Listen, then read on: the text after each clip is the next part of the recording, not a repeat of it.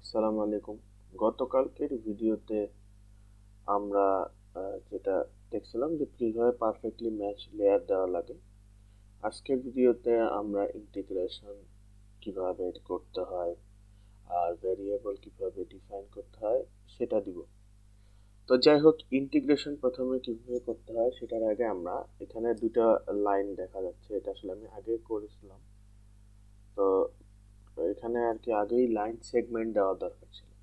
এখানে আমরা শিফট দিব, সরি, রাইট ক্লিক দিয়ে লাইন সেগমেন্ট দিব, vertex line segment, start point, start vertex এটা দিব, এন ভার্টেক্স এভাবে করে অ্যাক্টিভ অন করে ভার্টেক্সই থাকবে। হ্যাঁ, তারপর এটা দিব, এটা দিব। এটা গেল আমাদের প্রথম লাইন সেগমেন্ট। আমরা হচ্ছে এখানে রাইট ক্লিক করে ডুপ্লিকেট দিতে পারি, যেখানে হচ্ছে আমাদের স্টার্ট পয়েন্ট আমরা এটা দিব,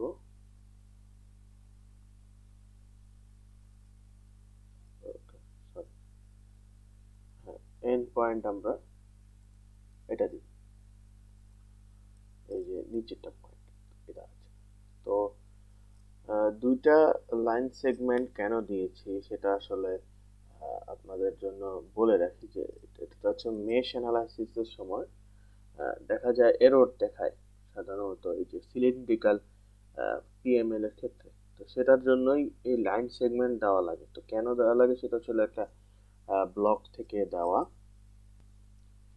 তো ওই ব্লগের থেকে যেটা দেখছিলাম যে যদি error mash analysis error avoid করা লাগে সেক্ষেত্রে আর কি এই যে এই যে এভাবে করে বৃত্তের ক্ষেত্রে এরকম কয়েকটা লাইন সেগমেন্ট নিতে হয়, আর বর্গের ক্ষেত্রে এরকম লাইন সেগমেন্ট নিতে হয় টু অ্যাভয়েড রিস্ক। তো আরো দুইটা লাইন সেগমেন্ট নিয়ে নিই, স্টার্ট পয়েন্ট, এন্ড পয়েন্ট। কারো যদি যে পয়েন্টগুলো ওই যে এত ফুল ভিউতে না হয় তখন হচ্ছে সে পয়েন্টগুলোকে জুম করে তারপরে মেনশন করাই ভালো, কারণ উল্টোপাল্টা পয়েন্টে পড়লে আবার ঝামেলা। Start point, vertex, end point. So এই চারটা আমরা নিয়ে নিছি। তো নিয়ে নেওয়ার পরে আমরা হচ্ছে জিওমেট্রি বিল্ড আউট দেব। তো আমরা দেখতে পাইতেছি যে এখানে হচ্ছে আমাদের পয়েন্ট আছে পারফেক্টলি ম্যাচ লেয়ারে। যদি আমরা দেখি পারফেক্টলি ম্যাচ লেয়ারটা 4 ভাগে ভাগ হয়েছে, অর্থাৎ বৃত্তটাকে 4 ভাগে ভাগ করছে। ওকে, এরপর হচ্ছে আমরা ডিফাইন করব ইন্টিগ্রেশন। তো আপনাদের কি মনে হয় কয় ধরনের ইন্টিগ্রেশন হতে পারে? তো অবশ্যই প্রথমে তো আমরা বলবো হ্যাঁ, অল ডিজাইন ইন্টিগ্রেশন একটা তো লাগবে, যেটা হচ্ছে অল ডোমেইন ইন্টিগ্রেশন করবে। তো সেক্ষেত্রে প্রথমে আমরা ইন্টিগ্রেশনটা কিভাবে করব, ডেফিনেশনে ক্লিক করে রাইট ক্লিক করব, রাইট ক্লিক করলে হবে। সেখানে হচ্ছে আপনার কম্পোনেন্ট কাপলিং এ গেলে সরি, হ্যাঁ, কম্পোনেন্ট কাপলিং এ গেলে ইন্টিগ্রেশনটা আসবে। হ্যাঁ, ইন্টিগ্রেশন। তো প্রথমে বললাম যে সবাই জানি যে অল ডোমেইন, অল ডোমেইন নাম দিয়ে দিলাম লেভেল, অল ডোমেইনের আমার ইন্টিগ্রেশন লাগবে। All domain manual, all domain, প্রথমে হচ্ছে অল ডোমেইন ইন্টিগ্রেশন। তারপরে আমরা হচ্ছে যে ইন্টিগ্রেশন করব সেটা কি হতে পারে। অবশ্যই অল ডোমেইনের পরে আমরা ম্যাটেরিয়াল ইন্টিগ্রেশন করব। স্বাভাবিক যে আগে আমরা ম্যাটেরিয়াল ইন্টিগ্রেশন করি, component coupling integration, domain, material integration আসলে এটা, আর হচ্ছে এই চারটা, এটা হচ্ছে ম্যাটেরিয়াল ইন্টিগ্রেশন। আমি লিঙ্কটা পাঠিয়ে দিব যে কেন এই যে এরকম 4 ভাগ করতে হয়। তো এই গেল চারটা। সো আমার অল ডোমেইন কমপ্লিট। এবং ইন্টিগ্রেশন টু এটার নাম দিলাম আমরা ম্যাটেরিয়াল। তারপরে আমরা কি দিতে পারি, তারপরে কি ইন্টিগ্রেশন হতে পারে, তারপরে ইন্টিগ্রেশন যেটা হবে সেটা হলো কোরের air whole. Component coupling integration core air whole. Core এবং ক্ল্যাডিং এয়ার হোল দুটা ভিন্ন করা লাগবে। এর কারণ হলো ভেরিয়েবল যে আমরা ডেটা ডিফাইন করছি, যে এখানে সিরিয়ালও ঠিক রাখতে হবে। কারণ হচ্ছে আমরা ভেরিয়েবল যেটা আনবো সেটা দেখলে বোঝা যাবে আর কি ভেরিয়েবল কল করার সময়। আচ্ছা, core air whole manual domain. এখন হচ্ছে এই যে পার্সোনালি একটা ছোট ছোট ছোট ছোট করে বৃত্ত সিলেক্ট করা, তো সেক্ষেত্রে একটু জুম করে নিলে ভালো হয়। জুম করে নিয়ে এগুলো সব সিলেক্ট করা। তো সিলেক্ট বক্স এখন ইউজ করা যেতে পারে কিছুক্ষণ জন্য, যেহেতু আমরা অলরেডি অনেকটুকু কাজ করে ফেলছি। তো এই সিলেক্ট বক্সে আমরা তারপরে হচ্ছে খুব সাবধানে থাকবো যেন পিছনে ম্যাটেরিয়ালে ক্লিক না পড়ে যায়, তাহলে সেটা ওভারল্যাপ হয়ে যাবে। যাই হোক, এই গেল আমার কোর এয়ার হোল। এরপরে হচ্ছে আমাদের যেটা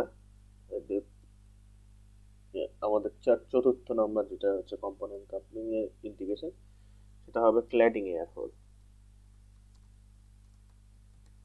ক্ল্যাডিং এয়ার হোল, তো আমরা দেখতেছি ক্ল্যাডিং এয়ার হোল। তো ফুল ইয়া করে ম্যানুয়াল অল ডোমেন দিয়ে এবার ডি সিলেক্ট করব।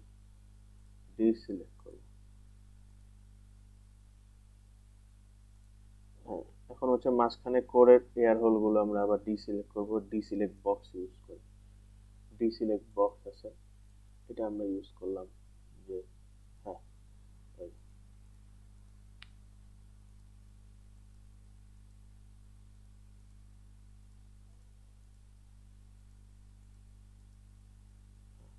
এই ক্ল্যাডিং এয়ার হোল।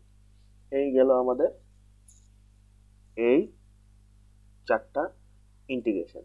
এই চারটা ইন্টিগ্রেশন আমাদের হচ্ছে দরকার, যেহেতু আমরা মেশ অ্যানালাইসিস করব তখন ইন্টিগ্রেশন দরকার হবে।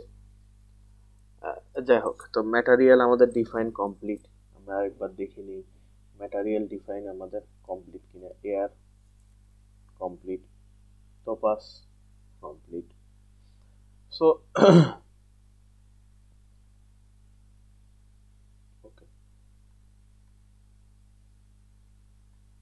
ওকে, আমাদের ম্যাটেরিয়াল ডিফাইন করা কমপ্লিট।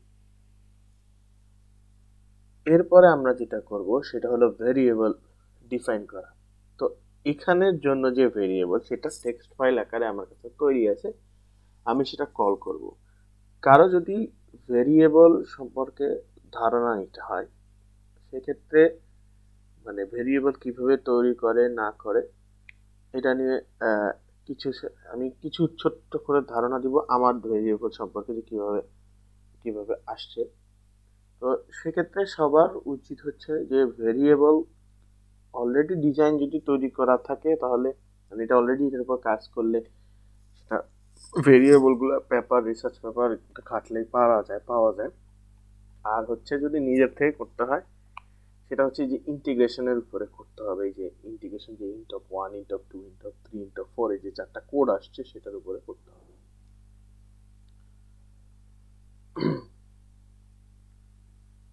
যাই হোক, আচ্ছা রেকর্ডিং হচ্ছে কি? তো এই গেল হচ্ছে আমাদের ইন্টিগ্রেশন। এখন আমরা ভেরিয়েবল ডিফাইন করব। তো এখন আমরা হচ্ছে ভেরিয়েবল ডিফাইন করব। তো যে জিনিসটা আর কি আমি এখানে দেবো যে ডেফিনিশন, রাইট ক্লিক করব, ভেরিয়েবলস। এই যে ভেরিয়েবলস, তারপরে হচ্ছে আমি এই যে এখানে আছে ফাইল কল করা, লোড ফ্রম ফাইল। এই যে ভেরিয়েবলস ফাইলে ঢুকে এই যে ভেরিয়েবলে ক্লিক করব, আমার ফাইলগুলো এসে পড়ছে। যদি এই যে ইনটপ গুলো না থাকতো আমার ইন্টিগ্রেশন গুলো, তাহলে এখানে বিভিন্ন জায়গায় এরর দেখাতো। তো আমরা হচ্ছে একটু জুম করে দেখি যে ভেরিয়েবলটা আসলে কাজ করে কিভাবে। তো আমাদের ভেরিয়েবল ফাইলে আমরা যাব, গিয়ে ভেরিয়েবল ফাইলটা ক্লিক করব, ওপেন এটা আসলে। তো এখানে A1, A2, EML, A3, A4, PF1, A5, PF2, A6, PF3, AEFF এই সবগুলো হচ্ছে ভেরিয়েবল ডিফাইন করা, ভেরিয়েবলের নাম। তো A1টা কি? 2 ইন্টু ইন্টপ 1। ewfd.poavz হচ্ছে কোড, ইকুয়েশন কোড। আমরা যে ওয়েভ ফ্রিকোয়েন্সি ডোমেইনে করছি সেটা কোড।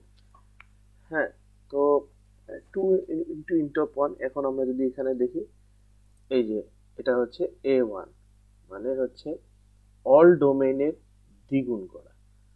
তো সেটা কেন আসছে সেটা সামনে গেলে আমরা বুঝতে পারবো। A2 কি? Square root of epsilon zero constant mu zero, এটা হচ্ছে রিলেটিভ পারমিটিভিটি, পারমিয়েবিলিটি, সাথে কনস্ট্যান্ট, যেটা দুইটাই তো কনস্ট্যান্ট। তারপরে হচ্ছে স্কোয়ার রুট হচ্ছে ইএমএল এর সূত্র আসার জন্য এটা করা হয়। তো A1 যেটা, সেটা হচ্ছে এই আমরা দেখতে পাচ্ছি যে A2/A1 করলে ইএমএল পাওয়া যায়। A3 হচ্ছে *1 এর EWF/DPOV, যেটা হচ্ছে উইদাউট 2 ইন্টু করা। তো এগুলো সবগুলো হচ্ছে আমাদের ইকুয়েশন থেকে আসছে। তো এই ইকুয়েশন নিয়ে ক্লাস করলে আসলে অনেকটুকু সময় চলে যাবে। যে চেষ্টা করব যে যদি সব ভিডিও টিউটোরিয়াল কমপ্লিট হয় আমি ইকুয়েশন গুলো নিয়ে একটা বেসিক ক্লাস করাবো।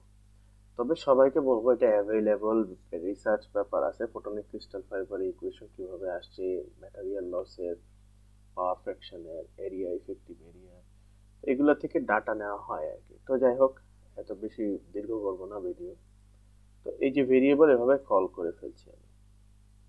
তো এই যে এটুক পর্যন্ত আজকের ভিডিওতে থাকবে, মানে এই ভিডিওটায় যে ভেরিয়েবল পর্যন্ত কিভাবে কল করা যায়।